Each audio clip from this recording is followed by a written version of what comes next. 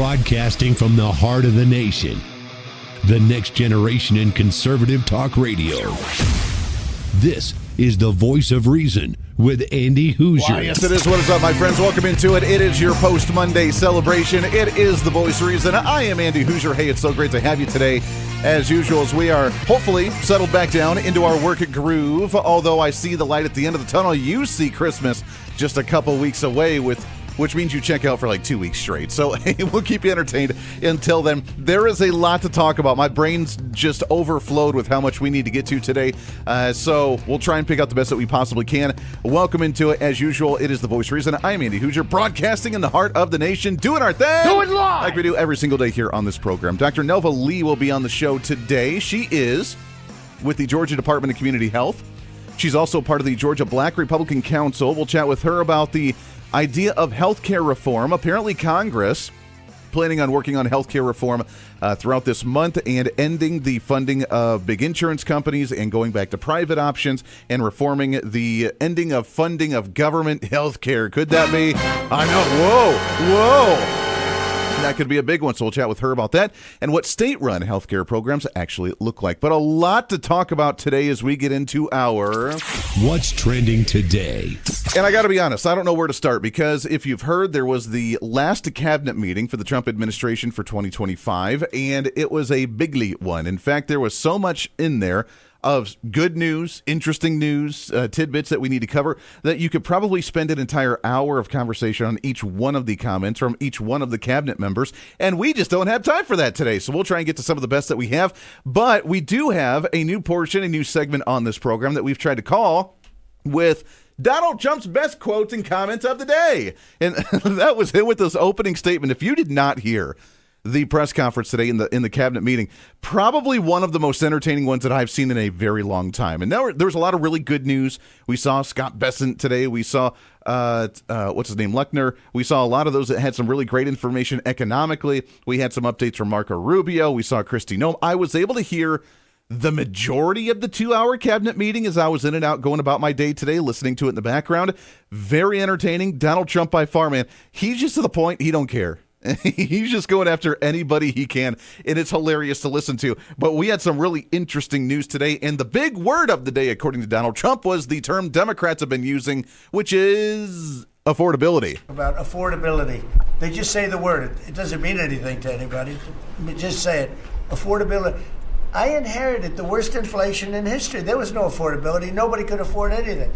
The prices were massively high. Do you remember when we took over eggs? You did a great job on that, Madam Secretary. Agriculture, Brooke. Eggs were 4 or 5 times higher than they had ever been. They said don't order eggs for Easter at the White House. And we ended up doing it, and we got the egg prices way down, lower than what they were before. But the word affordability is a con job by the Democrats. They say affordable. I watched the other day where some very low IQ congresswoman talked about affordability. She had no idea. Their prices were much higher. As an example, energy, gasoline, we're now at about $2.50 a gallon.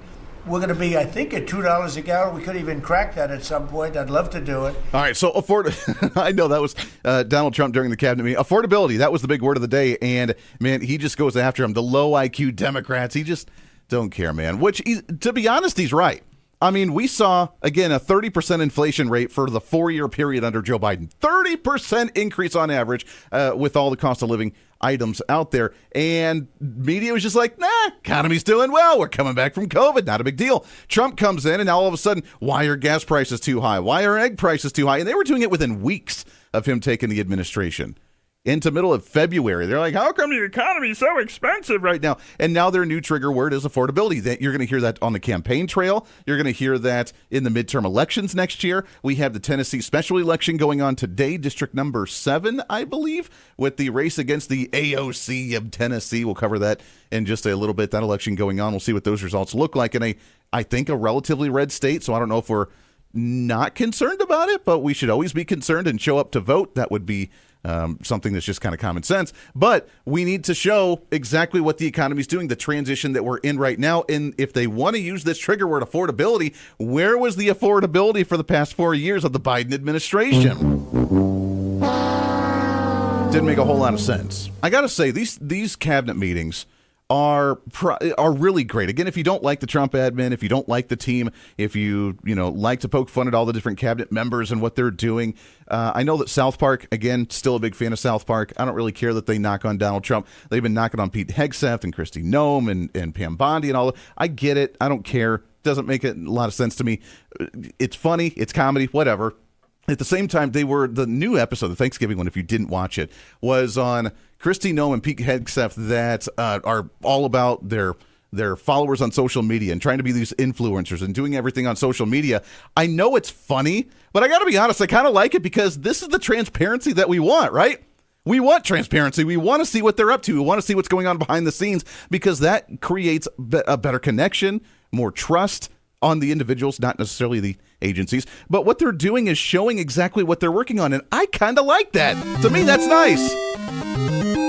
And these cabinet meetings are kind of the same way. So we saw a lot of that today. Whether you like it, disagree with it, agree with it, it doesn't matter. At least they're talking to us and they're doing it directly to the media, and then the media can run with it with what they will. But Donald Trump mentioned something interesting today. And one of those was, as we talk about the economy, the investments that we're seeing, close to $18 trillion. Yes, that's with a T, in investments at the federal level, different businesses coming in, better trade deals, more revenue coming in, that we're starting to actually really show how easy, well, maybe not easy, but easier than what's been presented to us by politicians and media on ways to turn the economy around. Now, we obviously have still a lot to do with the economy to try and cut spending. The federal government has a lot of work to do there. Congress, you have a lot of work to do there to cut federal spending, to get rid of government agencies, to get rid of the wasteful spending and the bureaucracy and all the federal employees. We have a lot of work to do there. And that's why we're sitting at, $35, $36, $38 trillion in a national debt. But with just a little bit of muscle, with just a little bit of grease here, with just a little bit of momentum and a good salesperson, we now have a boost of the economy over the next few years of $18 trillion. And according to Trump, that's going to allow us to pay off the national debt, or at least pay it down substantially. It's also going to create a new plan for Donald Trump, even though we go into a new year with less taxes across the board, of Donald Trump now potentially actually getting rid of federal income tax altogether. Next year is projected to be the largest tax refund season ever, and we're going to be giving back refunds out of the tariffs because we've taken in literally trillions of dollars, and we're going to be giving a nice dividend to the people in addition to reducing debt. As you know, I inherited a lot of debt, but it's peanuts compared to the kind of numbers we're talking about. So we're going to be making a dividend to the people. And additionally, we're going to... Okay, before we go any further, so if you didn't catch that, so the $2,000 checks that he was talking about per person because of the tariff revenue, that apparently is going to be coming in on your tax returns next year.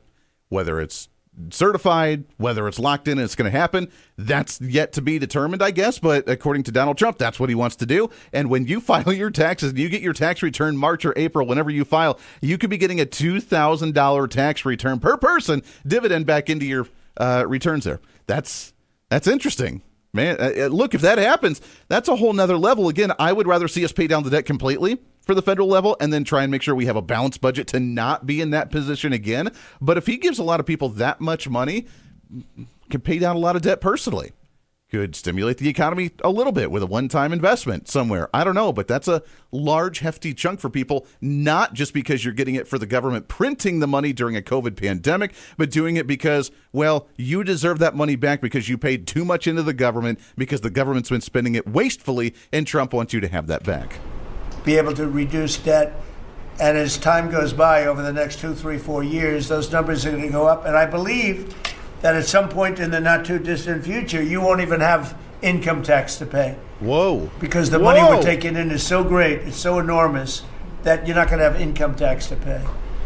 Whether you get rid of it or just keep it around for fun or have it really low, much lower than it is now, but you won't be paying income tax. You know, I will take we're going to just pay federal income tax to keep it around for fun card. That's going to be the one that Democrats are going to say, we need the federal income tax. Now, remember, we used to not have a federal income tax back in the early 1900s before the Great New Deal that FDR signed, and post-World War II, and the creation of all these government agencies and the communist revolution that took over in this nation with the fourth branch of government. FDR himself very vividly, openly saying that, hey, politicians come and go, but if you create that administrative state, then the agenda can continue on whether the politicians are in there or not, and whatever their flavor of political views may be, that the administrative state continues, the bureaucratic state continues, and therefore we can just continue on with our agenda, moving down that road of totalitarianism, authoritarianism, and complete control. That was FDR's goal. He openly said that. Democrats, you can disagree with me all you want,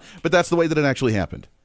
And now, Donald Trump, since then, we've kind of had to have a federal income tax to fund every ridiculous program that the federal government's doing. Donald Trump's saying now, hey, if we keep this trade deal going, if we have this investment into the country, we're not going to need it. We can actually supplement it and go back to the way things were before, even with the administrative state that we're never going to completely get rid of, but maybe we can downsize a little bit and, kind of tier step downward, that we can actually do it by trade and by investments in this country. Are you okay with that? I mean, if I'm not paying federal income tax, I'm okay with that. But that's a bold move. That's a bold statement. Now we have the one big beautiful bill that was passed 4th of July. And the end of this year, January 1, no tax on tips, no tax on overtime, no tax on Social Security. That's a big first step. He wants to reform property taxes. Property taxes are more of a local government thing across the nation, so kind of hard for him to hit on that one. But between the money he wants to give us from the tariffs, which is $2,000 per person, potentially, I'm guessing, $4,000 per family or household that way, and with the money he wants to give us back if they reform healthcare and not pay the big insurance companies, you could be seeing a hefty chunk of money coming back to you in those pockets, and then begin to, in the next few years, reform and not have federal income tax, which means you go down to nothing more than the sales tax, which would be the ideal form anyways, in my humble opinion. And then at the local levels, at the state level, you have your state income tax, or you have your state sales tax or state property taxes. Depending on your state, some of you don't already have state income taxes because you have property taxes or you have sales tax or whatever else you do. Other states, and in fact, I got to give a shout out to a couple of our state reps here in Kansas. They're working on a couple of plans to get rid of all of that altogether based on investments that the state wants to do, and based on the interest generated from the investments at a state level, it would compensate to pay for the state government operations, and you can actually get rid of state income tax that way too. That's, again, one more time, that's kind of awesome. And the more money you have back in your own personal pocket, the more that you can spend, which means the more you can invest in the economy, which means the more the economy can actually grow. According to Donald Trump and this plan, we're going to grow ourselves out of this debt as a nation. We need to cut. So Congress, get on board. You're in session. Let's get her done. Let's start cutting government pretty substantially. That's going to be a harder challenge to do, as you know, which we've already seen these battles legally and otherwise that are making it very difficult for us to cut these federal agencies. But if we can grow ourselves out of it, we can grow ourselves into prosperity, which is the idea, the dream that Donald Trump has, this golden age of America, and we can do so to the point to where we can override the current debt, force ourselves out of debt, pay down the debt, and then make sure it never happens again. It will happen again, but hopefully it doesn't happen again for our lifetime or beyond a little while, so we can actually enjoy the golden age of America. This is the Voice of Reason with Andy Hoosier.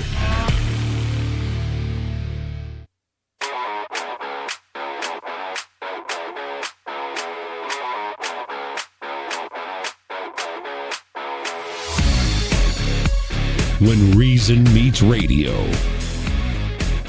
This is the Voice of Reason with Andy Hoosier. Yeah, reason, common sense, rationale. Welcome back into the program. 24 minutes past the hour. It's great to have you, as usual, for your post-Monday celebration here on the program. I told you, we have so much to talk about. We haven't even gotten to what the cabinet members have said. We've only talked about one of the issues that the president has mentioned. We're going to be talking about this throughout the next couple of days because there's a lot of information I think you really need to have, and that's what we're all about, man, breaking it down for you to understand the direction we're going, the messaging that Republicans need to have, the conversation that the conservatives and the Trump admin need to have to show the success and the way we're moving, and then you can take it and run with it as you will. But it's really exciting, and could we potentially see federal income tax go away under the Trump administration? That would be pretty wild, man.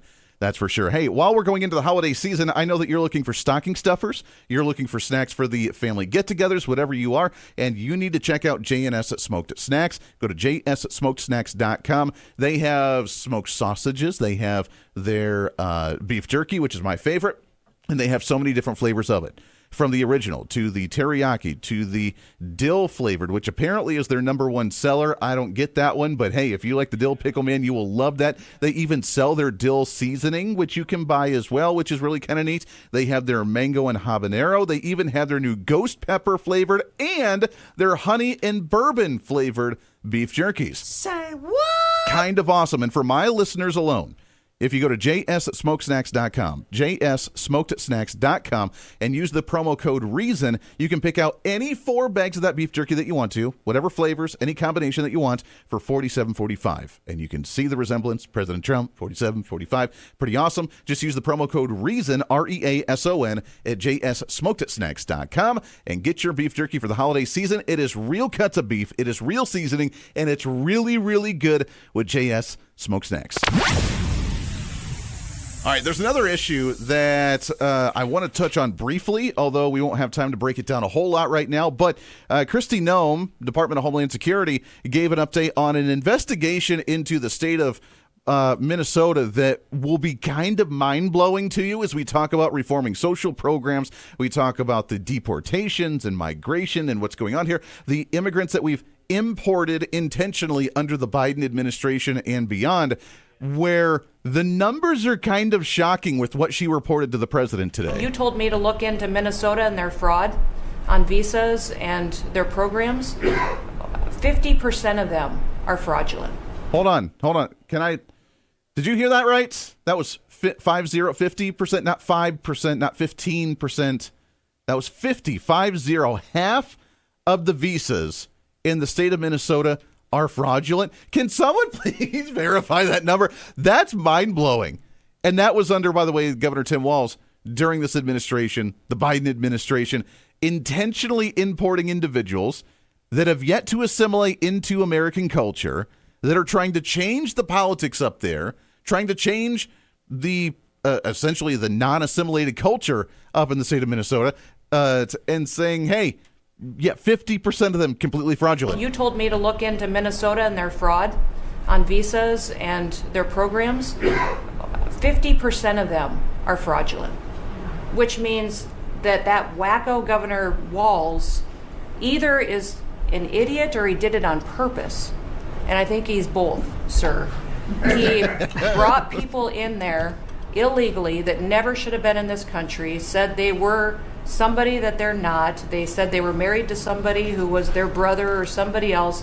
Fraudulent visa applications, signed up for government programs, took hundreds of billions of dollars from the taxpayers, and we're going to remove them and we're going to get our money back. And we're going to, this next year, make sure that we only put people in leadership positions in this country that love this country and have its back. So wow. So that is mind-blowing to me. That is massive news. 50% of the visas are completely fraudulent with people that got here that should not have come here under the false pretense of however they lied in order to get their visa to come into the United States and start changing the culture. That is mind-blowing, that is scary, and that is something that we need to address ASAP. This is the Voice of Reason with Andy Hoosier.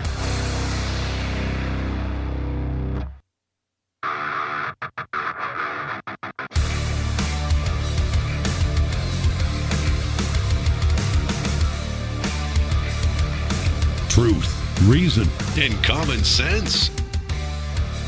This is the Voice of Reason with Andy Hoosier.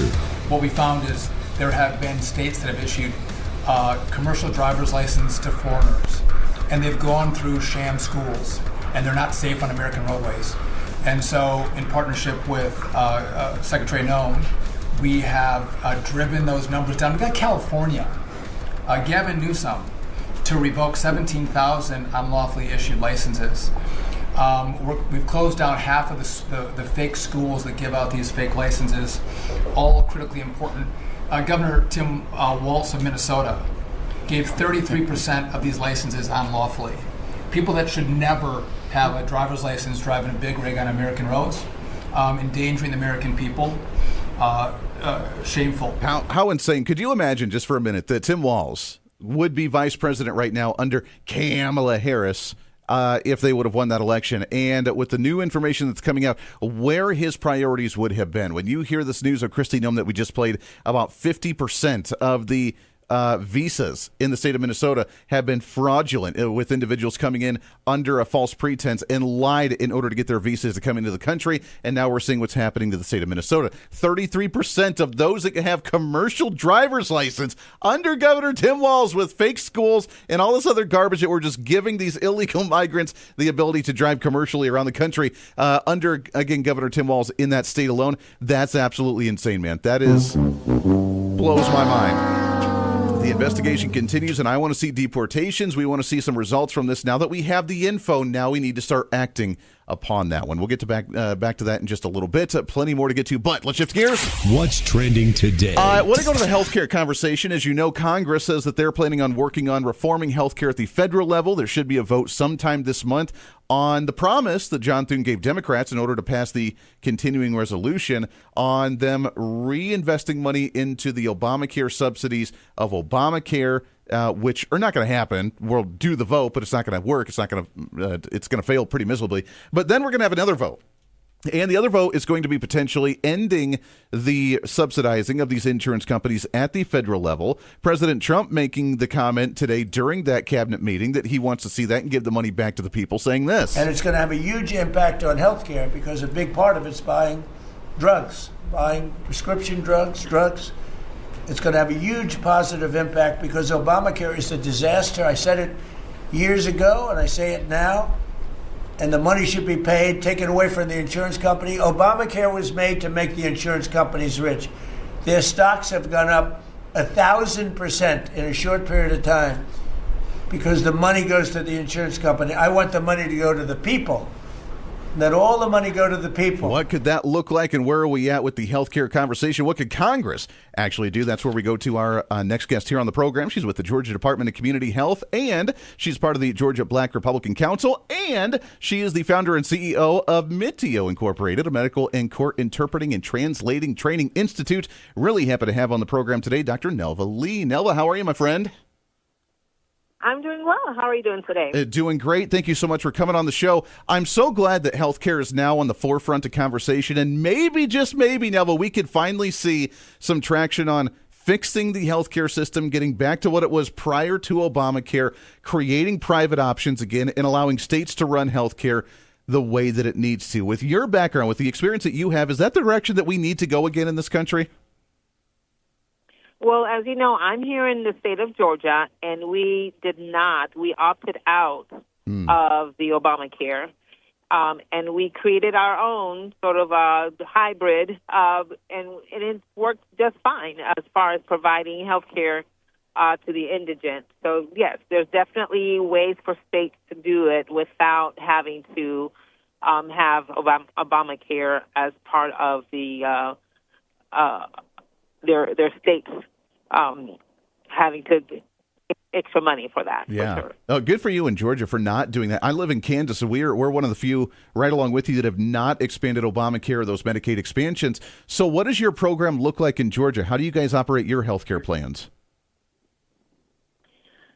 We definitely have, like I said, a hybrid in that it's for those that qualify for Medicaid, and they do have to have some sort of work incentives, work provisions. They have to have employment, et cetera. But if you don't mind, I'd like to speak to a little bit about my run for office. I'm running for Georgia Superintendent of Schools. Absolutely. And so I'm sort of pivoting a little bit into education, if you don't mind me kind of promoting that a little bit. No, absolutely. Yeah, talk about that. And I mean, the healthcare issue and the education kind of go hand in hand. Both of them need to be taken away from the federal government and back into the hands of the states right now. So running for the Georgia Superintendent of Schools is a daunting task, kind of the same battles that you've had to go through with the healthcare industry, which I know you have a large background in. But talk about what's going on in Georgia right now. Definitely. So I definitely support Donald Trump's efforts in abolishing the Department of Education at the federal level. Here in the state of Georgia, we see that over 50% of our budget goes to administration because so many of the regulations from the feds is, a lot of red tape and bureaucracy that has to be managed. And so over 50% of our funding goes to that, not to the schools, not to the teachers, definitely not to the students. And so I'm a very big proponent of school choice. So here in Georgia, we passed the Promise Scholarship Act last year, and I'd like for that to be expanded. Something similar to what they're doing down in Florida, to where it's expanded to every family, so $8,000 to every family that wants to be able to have alternative education other than the public school system. Yeah. And so that's definitely one of my flagship initiatives that I'd like to see expanded here in the state of Georgia. It's a really great opportunity. There's many states that are starting to allow the money to travel with the students wherever they go, whatever districts that you have, open enrollment or school choice or different options that students can have, which has been driving more competition, and it's been really beneficial from what we've seen from different states around the country. Have you guys been able to create more of that open enrollment or school choice in Georgia? When did that transition happen in the state?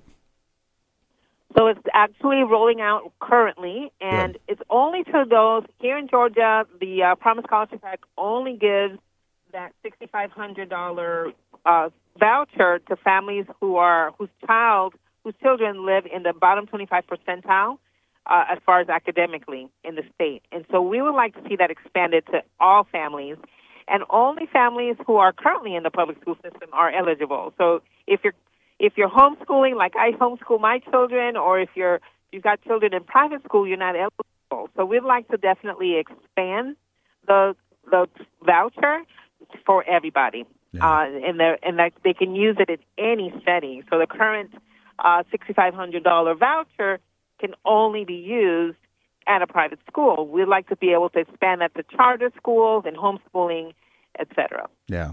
It's a really great point. I love that idea. Are you optimistic that we could see, as Congress is working on their agenda right now, trying to get rid of these healthcare subsidies at the federal level, trying to get rid of the Federal Department of Education? Are you optimistic? Could we actually see Congress end the Federal Department of Education relatively soon? Yes, I definitely see that happening. That's interesting. You're optimistic. Basically, even if I am, because the schools will then, the states will then get block grants. So it's not like that money will go away. It'll just be allocated to the states to be able to use as they see fit without all the red tape associated with the federal government. Yeah. Rules and regulations. Yeah. Sure. Yeah. That's shortage in teachers. Here in Kansas, we have a shortage of teachers. We have a shortage in doctors and nurses. We have a major shortage in nurses for whatever reason. I don't think it's localized to individual states. I think it's more of a nationwide issue. Is that the same problem there in Georgia? Are we seeing a shortage in all those industries as well? Definitely. We do have a shortage of teachers and nurses here in the state of Georgia, as well as doctors, like as you mentioned. And I think a lot of it goes back to, especially for the shortage of teachers, it goes back to that red tape. Teaching isn't what it used to be, right? So many teachers now have to do so much documentation and so many other things that takes them away from teaching.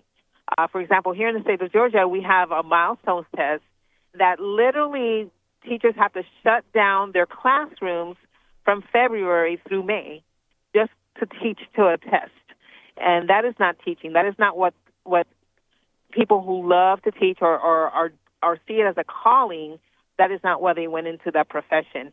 And so we would like to see an abolishment of that milestone test as well, and to bring back the love of teaching back to I believe we'll see an increase in teachers once that happens, for sure. Yeah, that would be really nice. We're talking with Dr. Nelva Lee. She's with Georgia Department of Community Health, and she's a candidate for Superintendent of Schools for the state of Georgia, and along with the Georgia Black Republican Council. The state of Georgia, for a while now, has been at least hopefully a deep red zone. Hopefully it continues to be that way. But has there been a push from Democrats? Have you seen any type of energy, any type of push for them going into midterm elections that you think that they could gain any type of momentum in the state? Are you asking as far as whether or not we are a purple state? Is that what? Yeah, I mean, well, I don't know that Georgia's necessarily a purple state, but at least maybe in the midterms this year, maybe we could see that. Are you seeing that at all? I think they're definitely in some of the metro Atlanta areas. It's definitely more purple, than red. Sure. We do have a lot of people coming in from other states. So you have a lot of people coming in from New York and California. That's pushing that for They're sure. They're exiting New York and coming to Georgia. That's yes, they're moving down south. That's interesting. Nelva, I tell you what, hang on the line. I didn't look at the time here. We got a hard break. Hang on the line. When we come back, I want to continue this. I want to talk about the schools. I want to talk about ways to make Georgia great and how we can work on reforming the federal levels. We got lots to get to. So little time right here on The Voice of Reason. Stay here. This is The Voice of Reason with Andy Hoosier.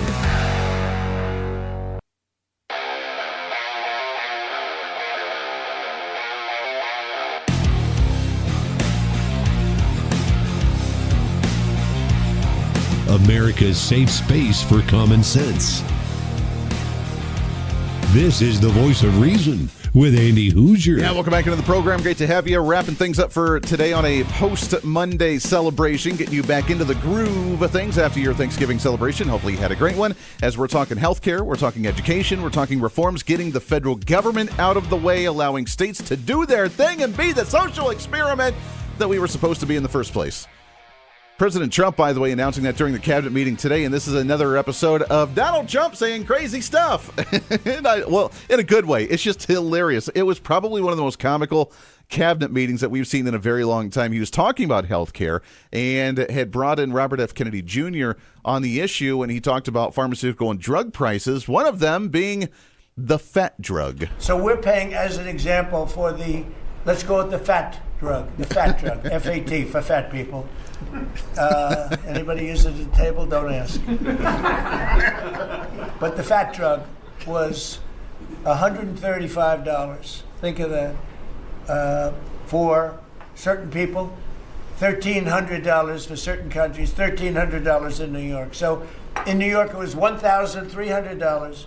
And in London, it was $135. And a friend of mine called me. He said, "What is this? Why is it?" He got used to paying $1,300. Yeah, I mean, can you say that anymore? I thought that was a bad word. You're not allowed to say that. Calling people that word. What's ridiculous? We're hanging out with Dr. Nelva Lee. She is a candidate for Georgia Superintendent of Schools. She's also with the Georgia Black Republican Council, and she's been involved in healthcare in the state for a long time. Nelva, I mean, let's talk about the obesity issue for children, especially as we go into the education and the health realm here.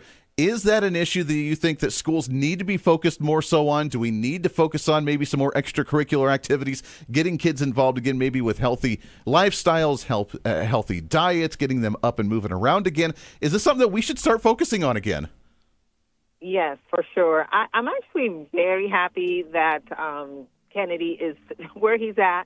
My daughter has even, she sits in school, public school, and she's actually aware of all the changes that are happening, for her drinks and snacks that are no longer going to have dyes and things like that. I think that's a really good move on our part. But honestly, for younger kids, we need to bring back recess. We need to have them have more activity, be more active. One of the reasons why I'm promoting school choice is because there are different school systems or different school environments that work better for certain kids. We have all these children that are, quote unquote ADHD, that really all they need is to have more activity. Children were not meant to stay seated for 6 hours at a time. Most adults can't even do that, and let alone children. So we really need to have different types of school environments. I love, for example, the Montessori, school system that really lets kids be kids, and they learn in that environment without having to worry about being labeled because they can't sit still for 6 hours at a time. Yeah. Well, I love the idea, the fact that we don't need to have an umbrella type of education system for every single kid to learn the exact same way, that we actually, the hands-on from the training, like you said, getting up and moving around and actually standing up, because you're not supposed to sit for 6 to 8 hours a day, bringing back some recess, having maybe more extracurriculars with hands-on activities. We need to start bringing much of that back to allow a lot of these kids like myself that wanted that hands-on and needed to actually visually see how to do something, have that light bulb click and actually give them more opportunities. Correct. Yes, definitely. I'm in 100% agreement. Yeah, it's what we're all about. Work in progress is what we're doing. Nelva, we got just about 30 seconds left here. People want more information on you, want to see all the stuff that you're working on, both on education and on health. How can they reach out to you? My website is drnelvalee.com. That's drnelvalee.com. And I wanted to do a quick plug. My cousin, Lisa Dimas, she is actually running for governor in the state of Minnesota. I lived in Minnesota when I was a young girl for 2 or 3 years, so up there with where you guys are at. And so I just wanted to do a quick plug for her. So go, Lisa. She's running on the GOP. I tell you what, well, we need a lot of reform up there. There's a lot of issues that for we sure. have to reform up there. Yes. So I'm glad. Let's get more people active. We need that engagement. We need people to rise up and say enough's enough and actually make some differences. Nelva, we appreciate the time very much, my friend. Thank you for coming on the program. Good luck on the campaign. Got to get you back on again soon.